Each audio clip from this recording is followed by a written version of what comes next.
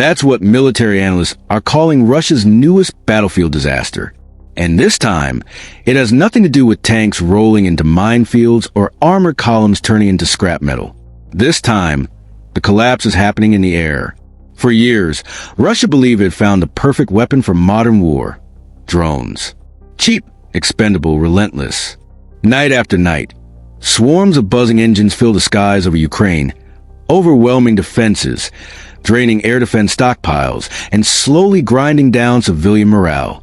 Moscow thought it had cracked the code of 21st century warfare. But now, that entire strategy is starting to unravel, because Ukraine has just unleashed something that flips the drone war upside down. Interceptor drones. Small, fast, disposable, and devastatingly effective. In a conflict already defined by loitering munitions, swarm tactics, and cost asymmetry warfare, Ukraine has quietly introduced a countermeasure that turns Russia's greatest strength into its greatest liability. These interceptor drones don't just shoot back, they hunt, and they've caught the Kremlin completely off guard. Until now, Russia's drone dominance rested on one simple truth. It was cheaper to launch drones than it was to stop them. The Iranian-designed Shahid family, rebranded and upgraded in Russia as the Garin series, function like crude cruise missiles at a fraction of the cost. Slow, loud, and ugly, yes. But when launched by the hundreds, they force Ukraine to make impossible choices. Do you fire $1 million interceptor missile at a $30,000 drone? Or do you let it through and hope it doesn't hit a power station, a hospital, or an apartment block? For months, Ukraine had no perfect answer. High-end air defense systems like Patriot and Iris-T worked, but they were never meant to fight lawnmowers in the sky. They were designed to stop aircraft and ballistic missiles, not endless waves of cheap UAVs. And while Ukraine's Western partners provided these systems, production rates simply couldn't keep up with Russia's launch tempo. By 2025, Russia was sending anywhere from 100 to 600 drones into Ukrainian airspace in a single night. That wasn't air warfare anymore. That was economic warfare. Every drone forced Ukraine to spend money, manpower, and attention. Every successful strike chipped away at the power grid. Every siren, every blackout, every sleepless night pushed civilian morale closer to breaking. Moscow believed time was on its side, but Ukraine adapted, as it always does.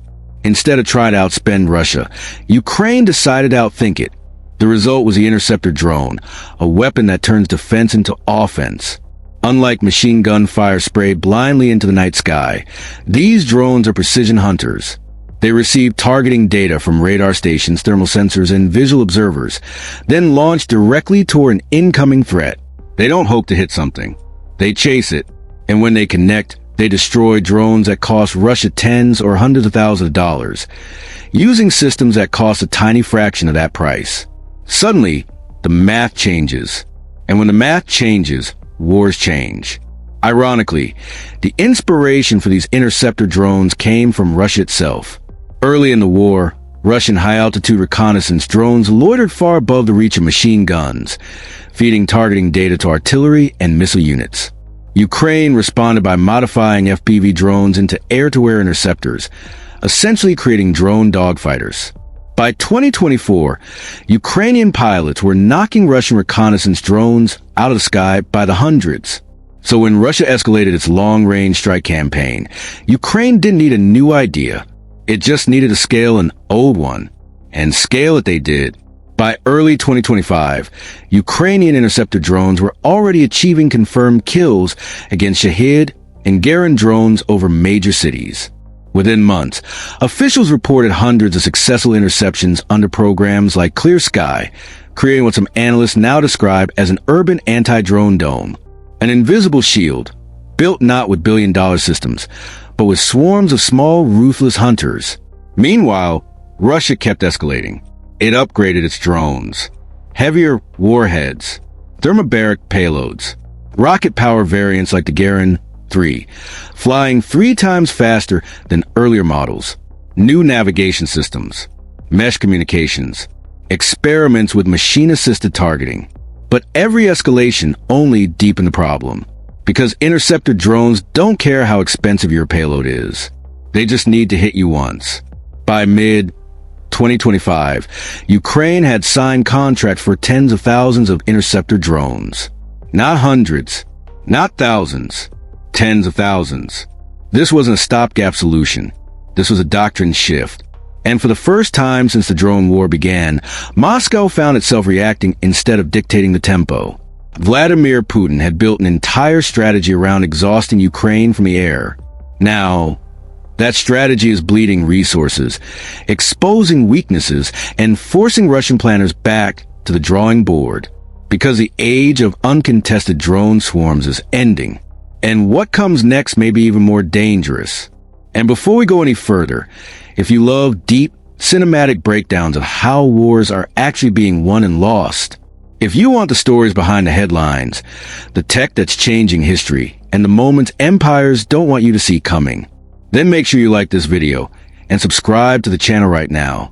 Because what Ukraine has just done doesn't just change this war, it changes every future war.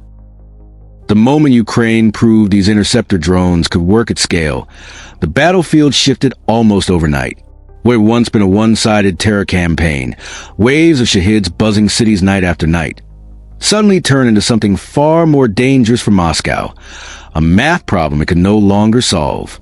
Because Russia's drone strategy was never about precision alone. It was about volume. Overwhelm the defenses. Drain Ukraine's missile stockpiles. Force Kiev to burn million-dollar interceptors on drones that cost a fraction of that. For a while, it worked. Every launch night pushed Ukraine closer to exhaustion. But interceptor drones flipped that logic on its head. Now, instead of firing a missile worth hundreds of thousands of dollars, Ukraine launches an FPV interceptor that costs a few thousand at most.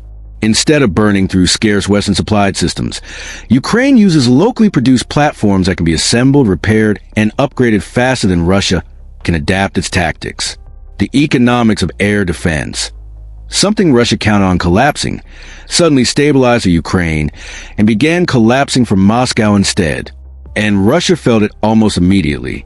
Operators across Ukraine began reporting something new. Fewer successful drone strikes, more mid-air explosions, more shahids simply disappearing before reaching their targets. Russian channels tried to dismiss the footage at first, calling it propaganda or isolated incidents. But then came the silence, the gaps where strike videos used to be, the nights where cities didn't go dark, the power plants that stayed online. That silence was the tell. Behind the scenes, Russian planners were scrambling. The Garen wasn't designed for dogfights. It wasn't built to evade agile, fast-moving interceptors attacking from above or behind. Its guidance systems, even upgraded, were optimized for navigation, not survival. And once Ukraine's operators refined their interception angles and attack patterns, the kill rates climbed fast. This forced Russia into a brutal dilemma. Option 1, fly lower.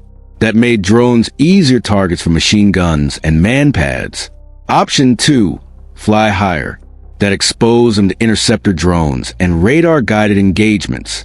Option 3, add more countermeasures. That drove up costs, slowed production, and reduced the very volume Russia depended on. Every choice weakened the strategy. And while Moscow tried to adjust, Ukraine was already moving ahead. Interceptor teams weren't operating in isolation. They were integrated into layered defenses. Radar cues, thermal sensors, visual observers, and mobile launch teams worked together like a living system. When a Shahid crossed into Ukrainian airspace, it wasn't entering empty sky anymore. It was entering a trap. Even more damaging was what this did psychologically. Russian drone crews were used to operating with near impunity.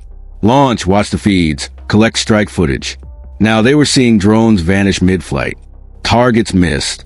Missions fail. Confidence eroded. And when confidence erodes in warfare, mistakes multiply. But perhaps the most dangerous consequence for Russia wasn't tactical. It was strategic. Interceptor drones don't just defend cities. They protect infrastructure, power stations, rail hubs, repair yards, logistics nodes. Every drone Ukraine shoots down is one less blackout, one less forced shutdown, one less step toward exhaustion.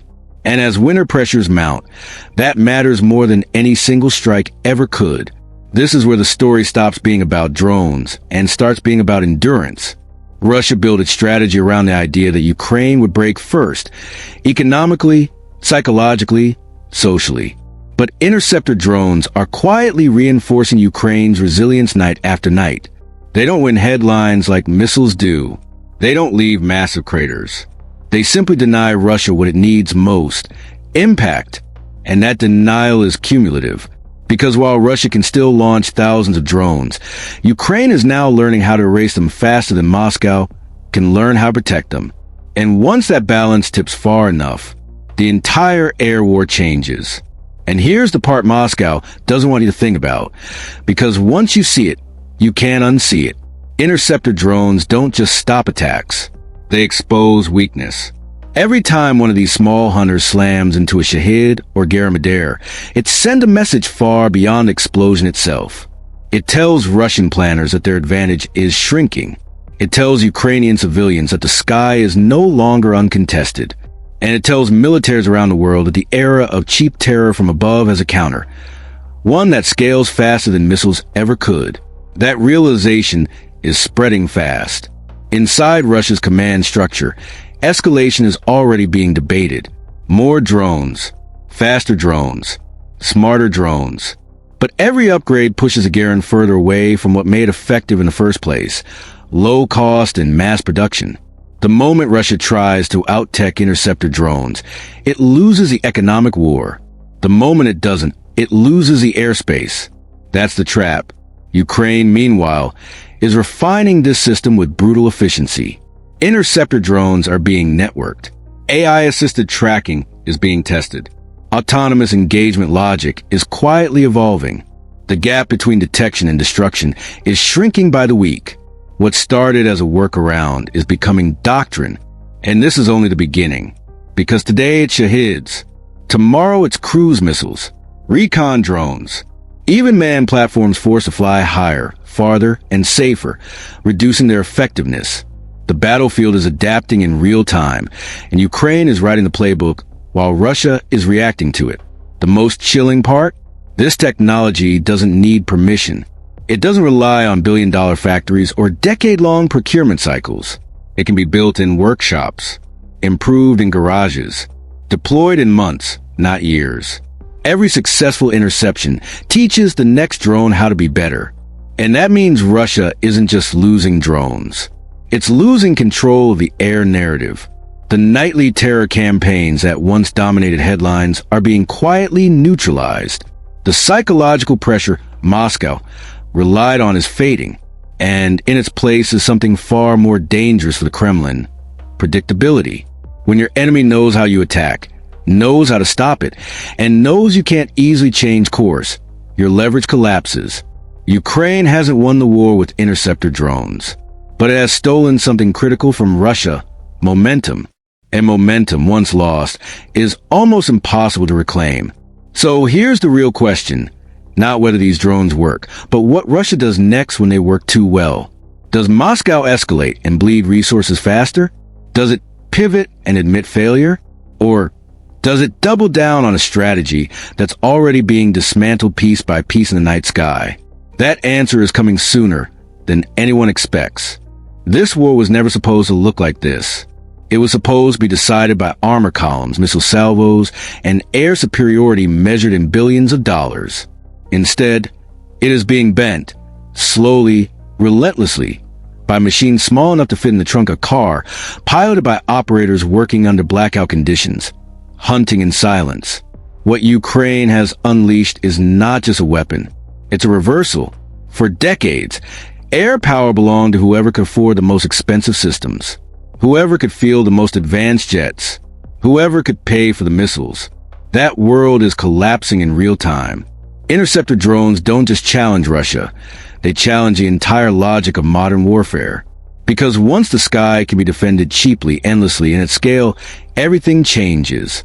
Russia's drone terror campaign was designed to exhaust Ukraine, to drain air defenses, to burn through interceptors faster than they could be replaced, to force impossible choices: protect the grid or protect the people, protect the city or protect the front.